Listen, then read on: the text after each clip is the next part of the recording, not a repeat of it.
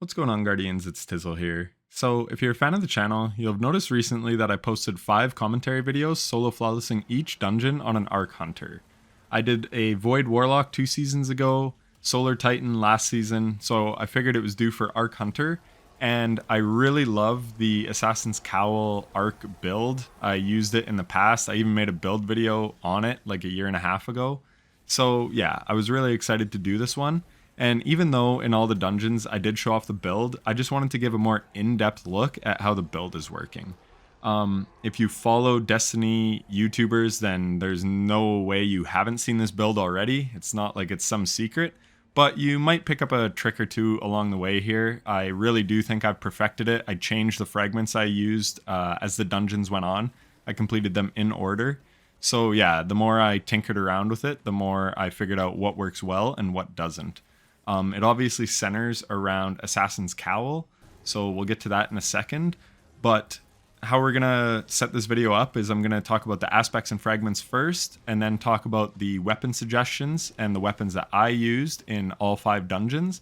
And then we'll go over the mods that will help you optimize your DPS in every dungeon.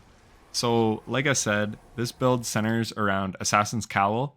Its armor perk is Vanishing Execution. Powered melee final blows grant invisibility and restore a portion of health and shields. Finishers and final blows against more powerful targets increase the duration of the invisibility and the amount of health and shields restored. So basically, you get a melee final blow or a finisher and you'll go invis and get health back. So this is super amazing for survivability. If you've done the duality dungeon, you know that boss room can be very hectic, but you just melee one ad and then you're invis, you get your health back, and then you have time to breathe. So super, super good. Now we'll look at the aspects and fragments. First of all, we're using Gathering Storm. It's a one and done super, and then you can get back to using your weapons. So I think for that reason, it's better than Arc Staff. And then we have the, not to mention, it just does good damage on its own. And especially in Grasp of Avarice, it's super good for taking out those yellow bars that spawn after every damage phase. But again, I'll get into all that later. So for aspects, we have Lethal Current. After dodging, your next melee attack has increased lunge range, jolts the target, and creates a damaging aftershock. So this build used to be very good just for survivability, but now it's even better at ad clear because when you melee a target, it will jolt the target as long as it's a charge melee, which it always will be. And the jolt will chain to nearby enemies and take out a bunch of enemies at once. So even though you're only punching one ad, you're killing a whole bunch. So this build just got so much better with Arc 3.0 for ad clear. And then we have Flow State. Defeating a jolted target makes you amplified. While you are amplified, your dodge recharges more quickly, you're more resilient while dodging, and your reload speed is greatly increased. So just all really nice benefits to have. Next, we'll look at the melee because this is very important. Combination Blow is the one you want to run. A quick strike that temporarily increases your melee damage when defeating a target, stacking 3 times. Defeating targets with this ability also fully restores your class ability energy and restores a small amount of health. So you get health regeneration from Assassin's Cowl and from Combination Blow, but the big thing is that it gives you your class ability energy back. So every time you get a powered melee final blow, you get your class ability. And then, for class ability, we can run Gambler's Dodge. Dodging near enemies fully recharges your melee ability. So as soon as we punch, we dodge, and then we get our melee ability back, punch another enemy, kill it, and then we get our dodge back, dodge, and the loop just repeats. Combination Blow also stacks up to ×3. I can't remember how much harder you punch, like how much more damage it does, but it's quite a bit, and it can take out like orange bars just in one punch. But we'll also talk about how to make it even stronger. And then I just ran Triple Jump because that's what I like. Pulse Grenades I find are really good, and we can enhance them with Spark of Magnitude. Your Lingering Arc Grenades have extended duration, so this is really nice. And then there's another fragment right here, Spark of Shock. Your Arc Grenades jolt targets. For the first 3 dungeons, I wasn't running this, and I quite regretted it. I kind of just thought because I'd be punching everything that I'll be jolting targets anyways, but you definitely want to run Spark of Shock. It's well worth the -10 to your discipline. Next, we have Spark of Ions. Defeating a jolted target creates an ionic trace. Again, we're always jolting targets with Lethal Current, and we have jolt grenades on. So this is really nice because ionic traces will just help you get your grenade back that much quicker. It doesn't really help your class ability or your melee because, as we talked about, you're already getting that back with the way the build is set up. But it's still nice to be able to create ionic traces for grenade energy. And then lastly, Spark of Resistance. This one is probably the most important of any of the ones I've talked about. While surrounded by combatants, you are more resistant to incoming damage. I'm not sure what the resist is, but you 100% want to run that because this is a completely melee-centric build, so you're always surrounded by enemies. So 100% run this.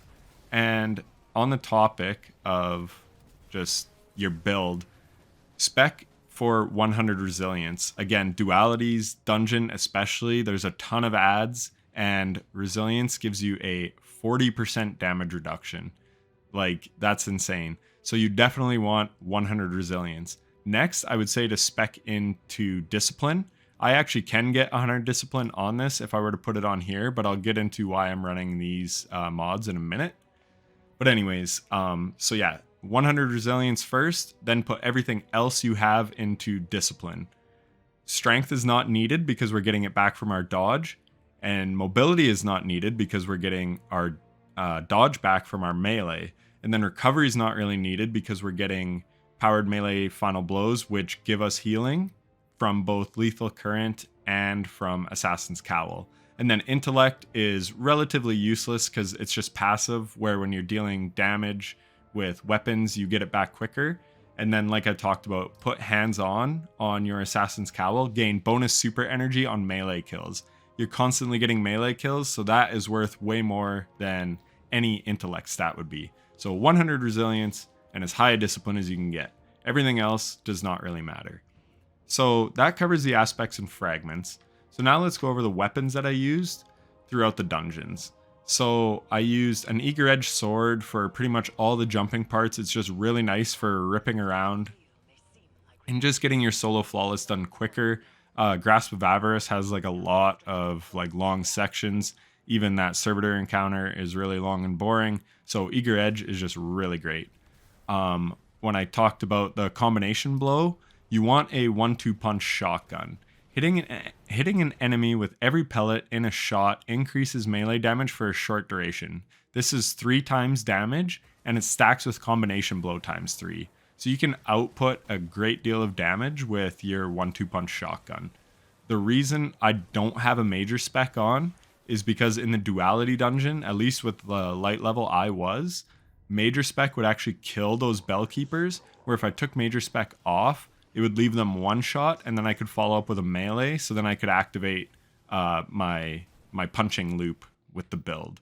So that was really key. So number 1, you want a 1-2 punch shotgun. A sniper is really nice in duality for shooting the bells in the various encounters. In the Kel Echo fight, especially, you want a Wither Horde. The first 3 dungeons, so Shattered Throne, Pit of Heresy, and Prophecy, all my DPS phases were Wither Horde and Storm Chaser. I have well-rounded Frenzy, but if you have a good Sail Spy Pitch Glass, I would actually recommend that. One thing to note, you do want it to be Arc because we're running Font of Might, which I'll get to in a minute. But anyway, so I was running Storm Chaser because I ran this at the very start of the season, the first 3 dungeons.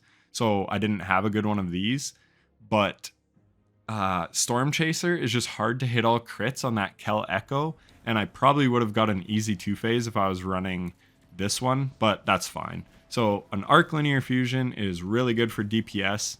The Ogre in Shattered Throne, you could probably use a Lament, but actually you could really use Lament on all of them. It's just more dangerous. Like the Pit of Heresy boss, he has that fire and those Cursed Thrall come up, so it's good to keep your distance.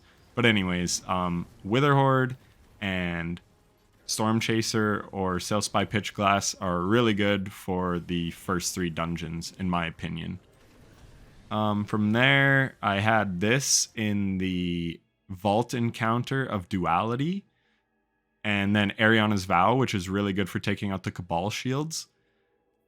Trinity Ghoul is really wonderful in Grasp of Avarice, just for dealing with all the ads, like on the servitor part and the very beginning part. Risk Runner is really nice at the start of Shattered Throne. I was running an Ikelos SMG. Here's another 1-2 punch shotgun if you want one in the energy slot. This is good for like the ogres in Shattered Throne, that part where you have to shoot a bunch of ogres and do the platforming if you just want something long distance. Another thing I should mention, in those first 3 dungeons, because I was using linear fusion rifles, I was also using Sundering Glare. Rapid precision hits against distant combatants weaken them for a short duration. So this applies a debuff. So it's really strong if you're going to use a linear fusion rifle. So 100%, if that's what you're using for DPS, run this. And then, yeah, I just had a Brigand's Law, just some random ones. I used this and a shotgun, so 2 specials in the final encounter of Duality for the Kaido boss fight, because this is nice for shooting bells from the platforms, and then this is needed for taking out the bell keepers very quickly. You just shotgun and 1-2 punch melee them and take them out quick and get your combo going.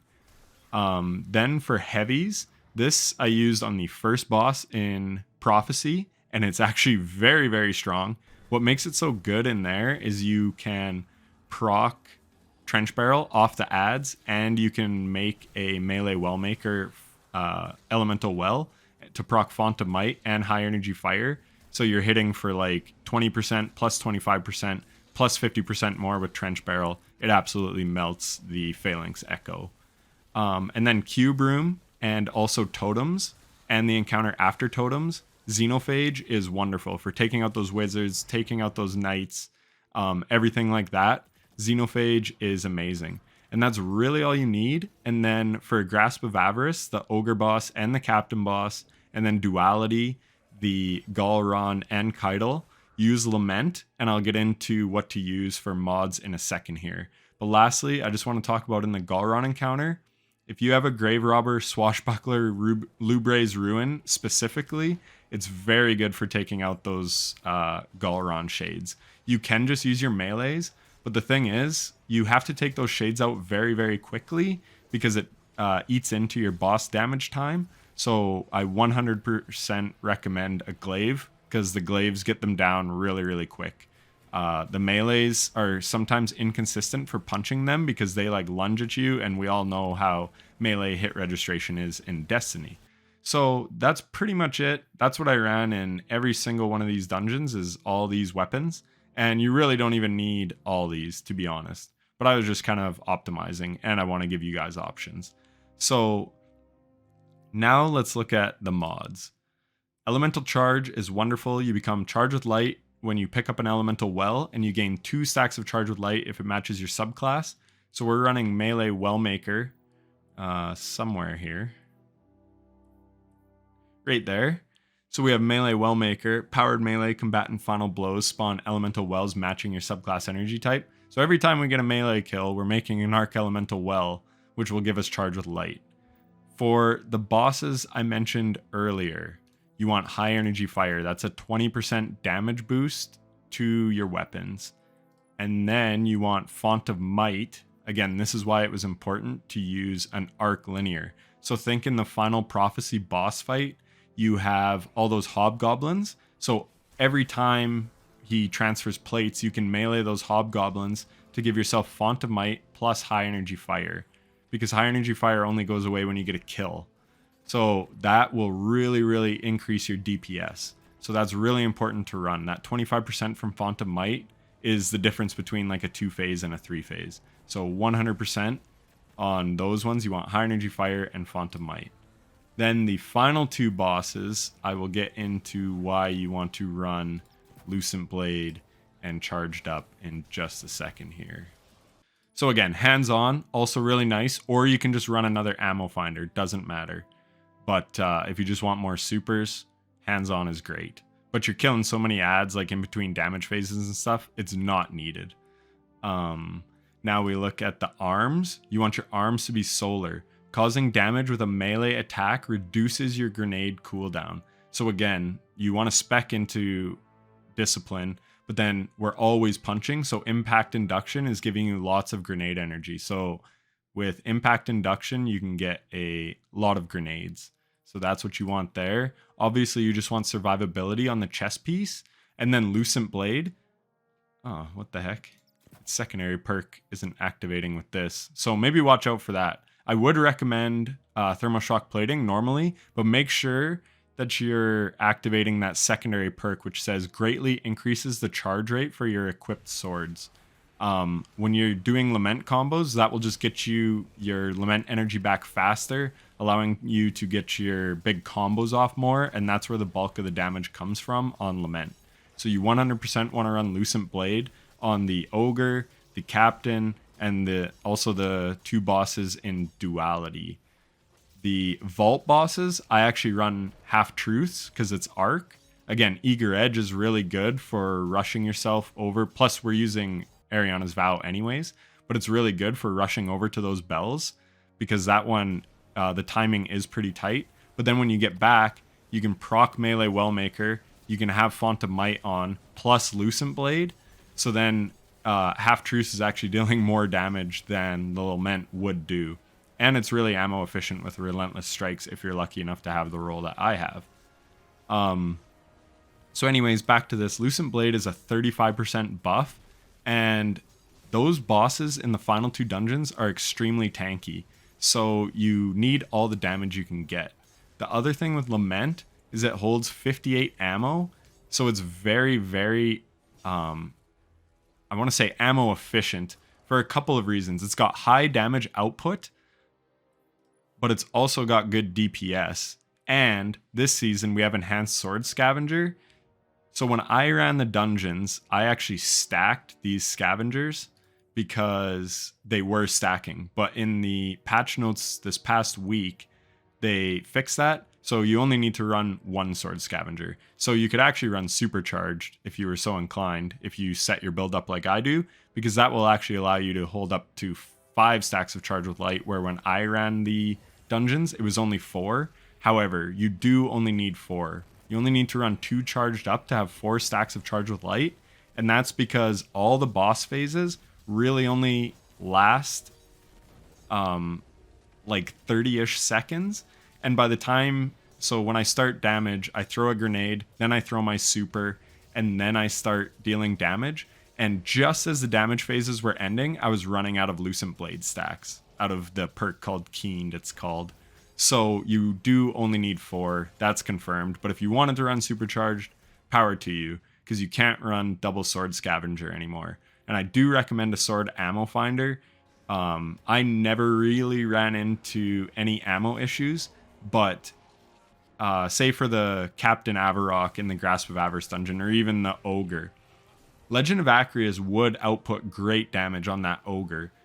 However, you're going to be out of shotgun shots by the end of your damage phase, and you're usually pretty low on sword ammo, but you only need like 2 bricks and you're back full on sword ammo, back up to 58, where you would need a lot more with Acreus. And the other thing that's really key is that Ogre hits hard and you might die. Lament, if we look at it, damaging a combatant heals the wielder. So as we're dealing damage, we're getting health back. And that's super important, especially on Keitel. I actually had some trouble on my solo flawless on Keitel. I just was dying to those scions that shoot, but it was in between damage phases. Last season, we were really spoiled with classy restoration, but this season, you need a way to stay alive. So I cannot recommend the Lament enough, especially for Keitel, because you need to get that health regeneration back. So that's pretty much it for everything you want to run. I did run Thunderous Retort, grants bonus arc super damage if cast while critically wounded or while amplified. So right before DPS phases, I would just get amplified and then start DPS, and then it would deal 30% more damage. However, I heard on Gathering Storm specifically, it only works on cast. It doesn't work like the whole time it's dealing damage. So maybe you're actually only getting like 4 or 5% more damage. So it might not be as needed as I thought when I was running the dungeons. So maybe something like Lightning Strikes twice or just whatever you want to run. But I ran Thunderous Retort in all the dungeons, except like I said, if I was using linear fusions, I would run Sundering Glare. because that's better. And you do have to be a decent distance away to proc Sundering Glare. That's pretty much it for the build. This build was so much fun to run. I usually don't really like soloing Grasp of Avarice just because the bosses feel very tanky, but it was very easy 3 phases with this Lament, Supercharge, Lucent Blade combo.